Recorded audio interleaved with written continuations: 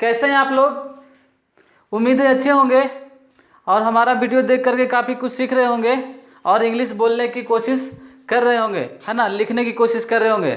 चलिए तो आज हम लोग प्रेजेंट परफेक्ट टेंस पढ़ते हैं, है ना। हम लोग टेंस का तीसरा भेद प्रेजेंट परफेक्ट टेंस पढ़ते हैं। पहले हम लोग प्रेजेंट इंडेफिनिट, प्रेजेंट कंटिन्यूअस पढ़ चुके हैं। तो ध्यान से देखिएगा बोर्ड पर, मात्र 10 मिनट के लिए ध्यान दीजिएगा, आपको प्रेजेंट परफेक्ट टेंस पूरी तरह से समझ में आ जाएगा, ठीक है। तो कहता है प्रेजेंट परफेक्ट टेंस, है ना, जिसका हिंदी नाम होता है पूर्ण वर्तमान काल, है ना। पूर्ण वर्तमान काल यानी कि काम पूरा हो चुका है, अब काम जारी नहीं है, ठीक है। तो इसका पहचान क्या होता है? जिस हिंदी वाक्य के क्रिया के अंत में चुका है, चुकी है, चुके हैं अथवा या है, ई है, ये है ना, ठीक है। तो सिर्फ या है, ई है, ये है नहीं रहेगा, कुछ ऐसे भी शब्द हैं जो कि या है, ई है पर नहीं। जैसे कि मैंने पीटा है तो क्या आ रहा है? टा है ना, टा है पे भी खत्म होगा। सोचा है, चाह है पे भी खत्म होगा। मारा है, रा है पे भी खत्म होगा, ठीक है ना। तो ये सारे सेंटेंस जो होते हैं वो प्रेजेंट परफेक्ट टेंस के अंतर्गत आते हैं, प्रेजेंट परफेक्ट टेंस के अंतर्गत आते हैं, ठीक है। टा है, चा है, रा है ना, देखा है, तो अंत में क्या आ रहा है? खा है ना। तो ऐसा कुछ नहीं है कि सिर्फ जिसके अंत में चुका है, चुकी है, या है, ये आएगा वही सिर्फ प्रेजेंट परफेक्ट का होगा। ऐसा भी सेंटेंस आएगा जिसमें टा है, चा है, रा है, खा है, यानी है आ रहा है। और देखा जाए तो इसके अंत में क्या आ रहा है? आ है ना। तो जैसा वर्ड आ रहा है, है ना, उच्चारण आ रहा है, तो समझ जाना है कि प्रेजेंट परफेक्ट टेंस का वो वाक्य है ना। जहाँ तक कि इसके बनाने का सवाल है तो अफर्मेटिव सेंटेंस के अंतर्गत वो स्ट्रक्चर क्या होता है इसका? सब्जेक्ट प्लस हैज या है प्लस V3 प्लस ऑब्जेक्ट, है ना। जहाँ पे हैज किसके साथ लगाना है? ही, सी, इट, नेम और सिंगुलर नंबर के साथ, और हैव, आई, बी, यू, दे और प्लूरल नंबर के साथ, तथा वर्ब का तीसरा रूप यहाँ पे V3 लगाना है ना। वर्ब का तीसरा रूप क्या होता है? जैसे ईट है तो ईट का V3 क्या हो जाएगा? इटेन, है ना। राइट है तो राइट का V3 क्या हो गया? रिटेन, है ना। रीड का V3 रीड ही, है ना। तो इस तरह से आप किसी भी ट्रांसलेशन के बुक से V1, V2, V3, V4, V5 आप ये देख सकते हैं, पढ़ सकते हैं, ठीक है। तो आइए हम इसका कुछ एग्जाम्पल लेकर के समझते हैं, ठीक है। जैसे मैं लिखता हूँ कि मैं आम खा चुका हूँ, मैं आम खा चुका हूँ, या फिर मैंने आम खा लिया है, मैंने आम खा लिया है, मैंने आम खा लिया है, ठीक है। तो इसका दोनों सेंटेंस का एक ही इंग्लिश होगा, आई हैव, ठीक है। आई के साथ क्या लगाना है? हैव लगाना है। आई हैव, खाना का क्या होता है? ईट होता है, लेकिन नहीं, इसमें V3 लगाना है। ईट का ईटेन होगा, I have eaten a mango, ठीक है। I have eaten a mango, ठीक है। और अगर जो कोई हैज है वाला लेते, जैसे वह पत्र लिख चुकी है ना, तो फिर क्या होता? She has written a letter, she has written a letter, क्योंकि सी के साथ क्या लगता है? हैज लगता है। यहाँ पे आप देख सकते हैं ही, सी, इट, नेम के साथ क्या लगता है? हैज लगता है, ठीक है। तो ये हो गया आपका अफर्मेटिव सेंटेंस। अब है क्या इसका? इंट्रोगेटिव। अगर जो इंट्रोगेटिव रहा तो क्या करेंगे? सिर्फ हैज को आगे ले आएंगे, है ना, और ये जो सी है उधर चला जाएगा। तो has she written a letter, has she written a letter, अंत में प्रश्नवाचक चिन्ह देंगे, ठीक है। Has she written a letter, तो हैज आगे आ गया, सी इधर चला गया, यानी इसका किस चीज का ट्रांसलेशन बना? क्या वह पत्र लिख चुकी है, चाहे क्या वह पत्र लिख ली है, तो उसका ट्रांसलेशन होगा has she written a letter. अगर इसी का हम लोग इंट्रोगेटिव निगेटिव बनाना चाहेंगे, है ना, निगेटिव, तो फिर क्या होगा? निगेटिव बनाने के लिए सिर्फ आपको हैज और हैव के बगल में नॉट लगा देना होगा। जैसे she has not written a letter, she has not written a letter, ठीक है। तो इस तरीके से आप बना सकते हैं। अब रहा जहाँ तक बोलने के सवाल, तो अब आप बोलना स्टार्ट कीजिए, है ना, पूछना स्टार्ट कीजिए। हैव यू ईटन फूड, क्या तुम खाना खा चुके हो? Have you written a letter, क्या तुम पत्र लिख चुके हो, है ना। इस तरीके से have you completed your homework, क्या तुम अपना होमवर्क कंप्लीट कर चुके हो, है ना। Have you pass the examination, क्या तुमने एग्जामिनेशन पास कर लिया है, वगैरह वगैरह। तो अब उसको उसका जवाब है I have pass the examination, I have eaten food, I have completed my work, है ना, I have gone to market, ठीक है, तो वगैरह वगैरह। इसी तरह से आप क्वेश्चन कीजिए और आंसर दीजिए, क्वेश्चन कीजिए आंसर कीजिए, सिर्फ आई और ही पर लेकर के पहले चलिए, है ना, और इस तरह से आगे बढ़िए, ठीक है।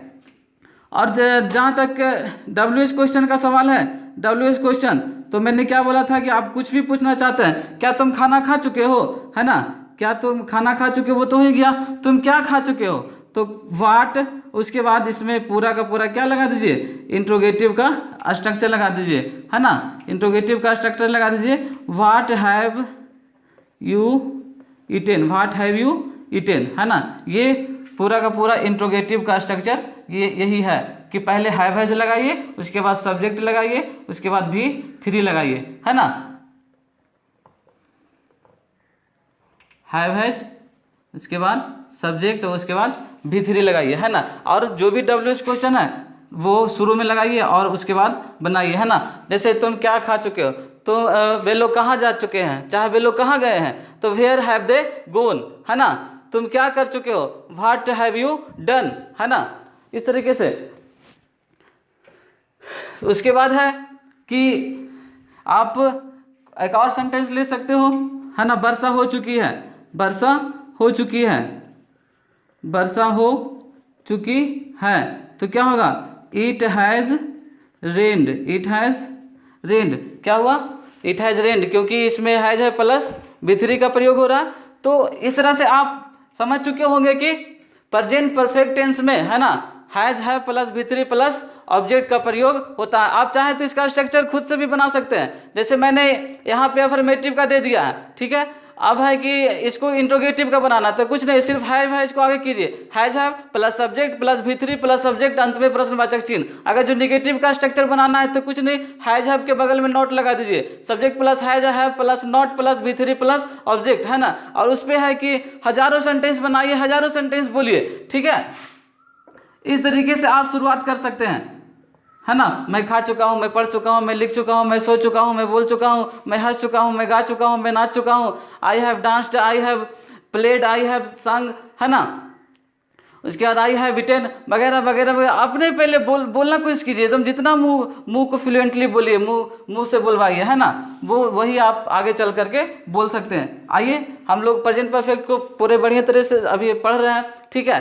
तो कुछ अब यहाँ पे हम लोग पढ़ेंगे सिंस और फॉर का प्रयोग। कुछ लोगों का कहना है कि सिंस और फॉर का प्रयोग प्रेजेंट परफेक्ट कंटिन्यूअस में होता है ना, प्रेजेंट परफेक्ट में नहीं होता। लेकिन ऐसा नहीं है, प्रेजेंट परफेक्ट में भी सिंस और फॉर का प्रयोग होता है। तो आइए आप यहाँ देख सकते हैं कि सिंस का प्रयोग कहाँ कहाँ करेंगे। जैसे सिंस का प्रयोग since Monday, since Tuesday, since Wednesday, since Thursday, since Friday, या फिर सिंस लास्ट मंडे, है ना। जैसे कोई काम है जो कि सोमवार से कर रहा है, मंगल से कर रहा है, तब तो वहाँ लगा दिए, है ना। कोई इस तरह से बोलते हुए पिछले सोमवार से कर रहा है, पिछले मंगलवार से कर रहा है, पिछले बुधवार से, तो सिंस लास्ट मंडे लिख सकते हैं, है ना। कोई है कि जनवरी फरवरी मार्च अप्रैल मई जून जुलाई अगस्त सितंबर अक्टूबर से कर रहा है, तो सिंस जनवरी, सिंस फरवरी, सिंस मार्च लिख सकते हैं। कोई 10 बजे 11 बजे 12 बजे से कर रहा है, तो since 10 o'clock, since 11, since 12 o'clock, since 3 o'clock, ये सब लिख सकते हैं। कोई सुबह से कर रहा है, शाम से कर रहा है, तो सिंस मॉर्निंग, सिंस इवनिंग, ये सब लिख सकते हैं। कोई वर्ष, कोई ईस्वी, कोई 2009 से, कोई 2010 से कोई किसी काम को कर रहा है, सिंस 2009, सिंस 2008। कोई बचपन से किसी काम को कर रहा है, तो सिंस चाइल्डहुड, है ना।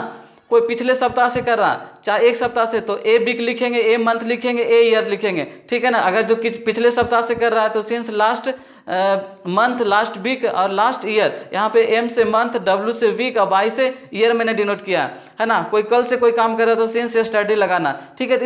इतना का प्रयोग आप लोग सिंस के साथ करना। जहाँ तक फॉर का सवाल है, तो जहाँ पे गिनती की संख्या 1 घंटा, 2 घंटा, 3 घंटा, 2 मिनट, 3 मिनट, 4 मिनट, है ना, 2 सप्ताह, 4 सप्ताह, 2 महीना, 4 महीना, 2 साल, 4 साल, या फिर कई सालों से, कई दिनों से, है ना, या फिर सालों से, है ना, या फिर आपका आधा घंटे से कोई काम को कर रहा है, तो वहाँ पे फॉर का प्रयोग कीजिए। आइए इसको कुछ एग्जांपल के थ्रू समझते हैं, है ना। यहाँ पे मैंने स्ट्रक्चर लिखने की कोशिश किया है कि सब्जेक्ट प्लस है plus V3 plus other word. अगर जो टाइम रहे तब लगाना है फॉर और सिंस प्लस टाइम, ठीक है। नहीं रहे तो नहीं लगाना, ठीक है। लेकिन इसमें सेंटेंस कैसा आएगा जो देखेंगे, है ना। जैसे कुछ लोग बोलते हैं कि वह 10 बजे से सोया है, वह 10 बजे से सोया है ना, वह 10 बजे से सोया है। तो फिर क्या लगाएंगे, ही हैज़ स्लेप्ट, क्योंकि V3 लगाना, he has slept since 10 o'clock, since 10 o'clock। ठीक है, यहाँ तो सिंपल आपका जो था स्ट्रक्चर पे बैठ गया। ठीक है, लेकिन कुछ ऐसे भी सेंटेंस आते हैं जिसमें कि वर्ब नहीं रहता है। जैसे यहाँ पे सोना वर्ब है, तब तो हम लगा दिए V3, लेकिन कुछ ऐसे भी सेंटेंस आते हैं जिसमें वर्ब नहीं रहता, नाउन रहता है ना। जैसे वह सोमवार से अनुपस्थित है, वह सोमवार से अनुपस्थित है। तो इस केस में क्या करेंगे, अनुपस्थित तो कोई वर्ब नहीं हुआ है ना, वो तो फिर क्या करेंगे, इसमें तो इसका V3 तो होता नहीं है, तो उसकी प्रक्रिया में क्या करेंगे कि ही हैज़ बीन लिखेंगे, है ना। ये स्ट्रक्चर पर ही हो गया, सब्जेक्ट प्लस हैज या है प्लस V3, है ना। V3 आ रहा है, बी का तीसरा रूप है, बी वाज बीन, है ना, V3 है ये, तो ही हैज़ बीन, ये स्ट्रक्चर पर भी पुट हो गया। और अदर वर्ड के रूप में यहाँ पे लिखेंगे अब्सेंट, ABSENT, है ना। इसको अब्सेंटिंग तो नहीं लिख सकते हैं, है ना। तो ही हैज बीन अब्सेंट, और सोमवार से है तो यहाँ पे देखिए सिंस मंडे लिख दीजिए, है ना, सिंस मंडे, बस सोमवार से अनुपस्थित है ना। कुछ ऐसे सेंटेंस होते हैं। चलिए एक फॉर्मूला लेते हैं। जैसे कोई कह दे कि मैं 9 वर्षों से एक शिक्षक हूँ, मैं 9 वर्षों से एक शिक्षक हूँ। ठीक है, कोई कह दे कि मैं 9 वर्षों से शिक्षक हूँ, इसमें समय दे रहा, सिर्फ मैं एक शिक्षक हूँ तब तो बनाते हैं मैं टीचर, है ना। लेकिन अब यहाँ पे टाइम हो गया, मैं 9 वर्षों से शिक्षक हूँ, तब यहाँ पे आपको लिखना होगा, इस स्ट्रक्चर पे लिखना होगा, I have been a teacher, I have been a teacher. ठीक है, फॉर 9 ईयर्स। ठीक है, फॉर 9 ईयर्स। ठीक है, तो इस तरीके से आपको बनाना है, बोलना है। ठीक है, सीखना है, बोलने की कोशिश करना है, जितना हो सके बोलिए, है ना। I have eaten, I have sing, I have sung. ठीक है, कुछ भी बोलिए, गलती सलती बोलिए, लेकिन शुरू में बोलने की कोशिश कीजिए। ठीक है, और किसी से क्वेश्चन पूछिए, हैव यू इटन फूड, क्या तुम खाना खा चुके हैं, है ना। बोलेगा कि no no no, I have not eaten food, है ना, लेट्स गो टू इट, चलो फिर खाना खाते हैं, है ना। विल यू ईट फूड, ये खैर वो फ्यूचर इंडिफिनिट में आ जाएगा। तो इस तरीके से आप बोलिए, है ना। बाकी मैं साथ में हूँ, आप इसको बनाइए और आगे बढ़ते रहिए। Thank you for watching this video को लाइक करें, शेयर करें, सब्सक्राइब